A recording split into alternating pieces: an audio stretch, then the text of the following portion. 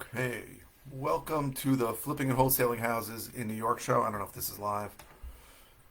I think we're live now. Okay, welcome to the Flipping and Wholesaling Houses in New York show. I am Michael Pinter, where I teach you how to start flipping or wholesaling houses in New York, and if you're already doing it, how to grow your business. So I got a question today of how to negotiate a sweat equity position. So I'm going to guess as to what this really means. I think I know what it means, what we really do. So in essence, when we buy a property at a discount that's in bad shape, we are sort of negotiating and buying sweat equity, right? Because I'm saying I'm going to pay you significantly less than this property could be worth because I'm going to fix it up. Now, the person who called me, the person who asked me, I believe, wanted to know, like, hey, can I find a crappy fixer-upper and somehow do the work myself and therefore maybe get it for nothing or get the property for a significant discount? Now, a couple of things. You never want to do the work yourself. And I know I just spoke to a guy who's a great guy. He's a retired fireman who always did a few deals and did the work himself. I used to sit next to him at the auctions. Great guy, Brian. I don't know if you're watching, but he insisted on swinging the hammer himself. And I understand that thinking, right?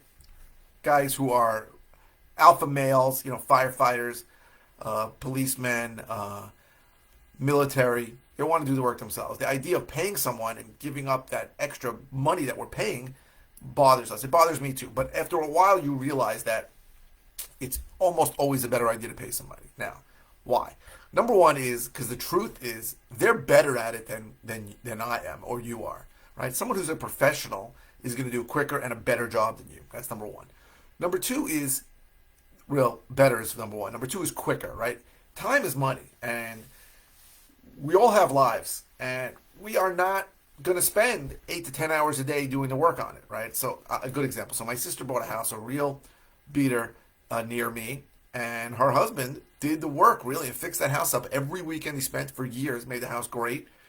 But it took a significantly long time. This is 30 something years ago.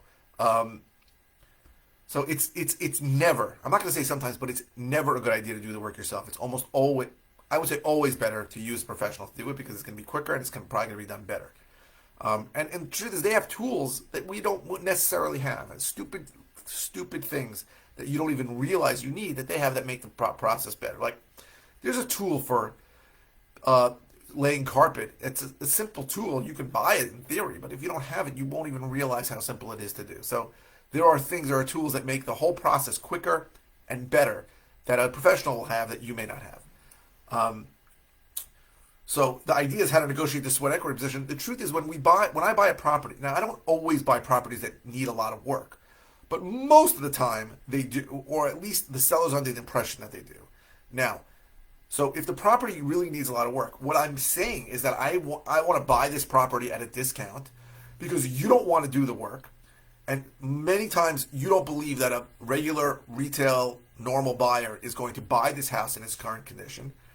And you're concerned that they're going to come back and say, we'll buy the house, but you need to do X, Y, and Z renovation. And you don't want to do that. And therefore, you're going to sell it to me at a discount. In essence, it is sweat equity, right? I'm buying the property at a discount because I am going to fix it up and do that. And most sellers, not every, but most, understand that if the property is in poor condition, they're going to have to take a deep discount when they sell. And that's fine with them. That's better. Selling the property at a discount is better than them having to actually go and do the work or pay somebody to do the work because they may or may not have the knowledge or the money to do that. So in essence, we really are negotiating or buying a sweat equity position when we buy a property that needs a lot of work, right? We're saying we're going to do the work. And that doesn't necessarily mean I'm going to be there swinging the hammer myself, but I'm going to pay someone to do it. So that's basic gist of what I think the question is. Now we have 6 minutes left to talk about some stuff. So what should we talk about? So a lot of people want to know, how much things cost, estimating repairs. I get questions about that all the time. It's one of the biggest concerns I think people have. They're very concerned with estimating repairs. How am I going to estimate repairs? 1 second. Sorry.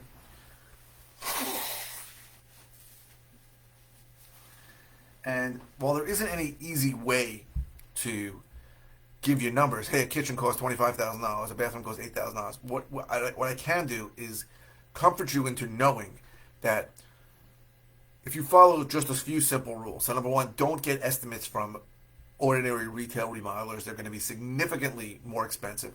Find contractors who work with investors. Get estimates from them.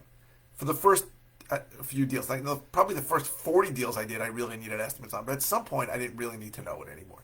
Now I can go into a house and know how much it'll cost me. And I usually, that number that I come up with for a repair estimate is significantly less than what a lot of the people that I end up selling it to are going to come up with. Now, sometimes they just say it's more, but I remember I had a deal where I thought for $40,000 I can get this house in close to ARV shape. Maybe not the top of the market, but close enough to do really well. And I had somebody look at me straight in the eye and say, this needs $140,000 worth of work. Now, he could have been jerking me around because he wanted a better price from me. It's possible, but he may have been telling the truth. Because you can spend $140,000. I mean, you could spend $240,000 on it. So the comfort is knowing that whatever your repair estimate is, it doesn't mean it's correct. So when you are wholesaling a property, right, and you have to come up with a repair estimate and an ARV and after repair value number, you should know that your ARV may be higher or lower than what other people have, and your repair estimate might be higher or lower than what other people have. And maybe it works out where your repair estimate's higher, but your ARV is lower, and it comes out exactly the same. It doesn't matter, right? It really doesn't matter. In general, if you're buying something at 70% of ARV minus your estimate of repairs, you're probably going to do fine. Even if your repair estimate is too low, right? And everybody's always afraid I'm going to miss this glaring problem. There's a foundation problem. There's this. Here's the truth. The truth is, most of the time, those aren't real problems, right? And almost all the time, a certain amount of money will fix it. So there's a foundation problem. Most foundation problems, almost every one of them are fixable, right? It may be an extra 10 grand. It may be an extra 20 grand. It's rare you're going to have something that just kills the whole deal. And I've messed up, right? I bought properties where I thought the roof was okay, and then I needed to replace the roof, and that was another 8 grand. So that sucks, but it happens. But I still made money on the deal. So if you have enough room from the price you buy it at to what you think you're going to sell it at, then even when something comes up like that, it doesn't upset me, right? I don't get upset. On that deal, I really thought it was going to be a quick wholesale, and it took longer because of the roof and the other things. But the truth is that you should not be upset by surprises. Surprises happen all the time when you're doing renovation. It's just a fact of life. So I wouldn't be so concerned, right? I think first few deals, you should it's important you find a good contractor who's worked with investors and is not going to charge you full-blown retail prices. But if you find one, then you get a few estimates, then I think you'll figure it out I don't know how many deals it took from me, but it took a bunch. But eventually you realize that everything is just a function of money, and if you're not 100% sure, then you tack on more for your repair estimate. But it's not something where, if you estimate the repairs at 50 and the repairs come in at 70, that the whole deal is going to explode. It's not. No matter how good you are, and even if you estimated that fictional case study I just gave you at 70, there's somebody who's going to come in and think it's 100. Wherever you are, someone's going to come higher. Somebody might be lower. It doesn't matter. What matters is that you consistently make offers and you come up with a repair estimate. Now, if you buy a property and no one will buy it, and you have a repair estimate, then what you should do is close on it, right? For me, that's my saving grace, where I feel like I can sleep at night. Because if I can't find somebody a wholesale buyer, I can close on it and do the work. If I'm buying it cheap enough that I think I can wholesale it, I'm always buying it cheap enough that I know I can rehab it and make money.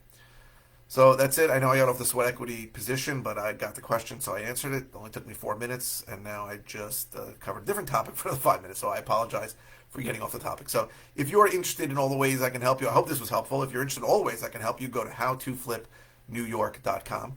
If you are interested in finding out more about my course I have that teaches how to do what I do, go to howtoflipnewyorkcourse.com.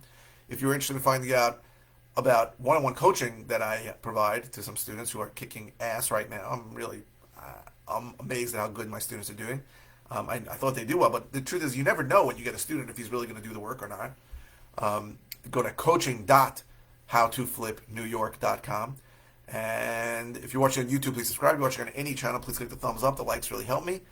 And what else? I'll keep the comments coming. I post 5 times a week. I don't always know what to say, so any comment is fine. It doesn't even have to be about the video you're watching. If it's a simple answer, I'll just reply with an answer. If it's a topic I've done before, I'll send you links to the videos. And if it's a new topic, a new question, I will do a new video on it. Thank you very, very much for watching.